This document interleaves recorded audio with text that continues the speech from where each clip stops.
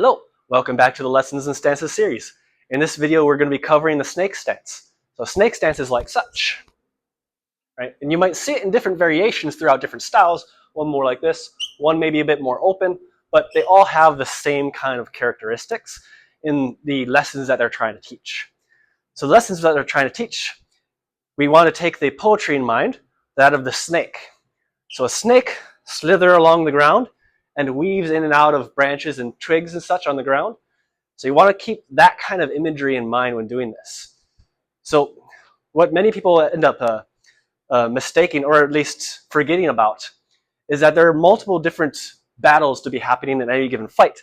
And a lot of people, they're fighting this battle up here with the hands, or maybe even with high kicks, right? But one of the battles that is most often forgotten is that of the feet, right? So twisting, sweeping, stomping, all sorts of movements need to be happening down here, because if battle is happening down here, you're disrupting them, which then interrupts their battle up here.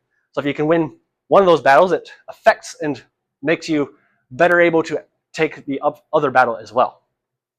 So with the snake stance, you can think of this as sort of like an inserting stance, where you're inserting your leg into their stance, trying to break their balance. So you can do this from many different angles, right? You can, because I like to look at this stance as a sort of like a side kick, but along the ground.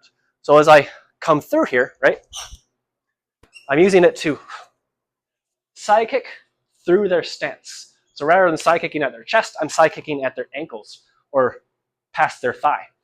Because you don't want to think about this as just the foot itself, but the whole leg is the weapon.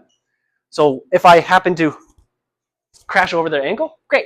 If I happen to miss their ankle and I bump them with my thigh, which causes them to destabilize, great, right? That's all important, because the more you destabilize them, then the less they're able to fight up here, because they won't have as much power while they're stumbling backwards.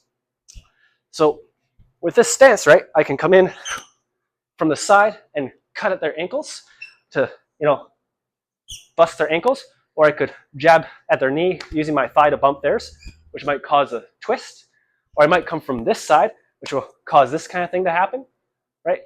So all this is learning how to come from 45-degree angles like a slithering serpent and inserting yourself into places, well, they don't want you to be in, not to get dirty. But the idea is that their body is a tree, their limbs are branches, and your serpentine movement going in and out of the branches, weaving. So you're coming from the side, it's all about that taking out their roots, so to speak. So that's what we can learn from the snake stance. See you in the next video.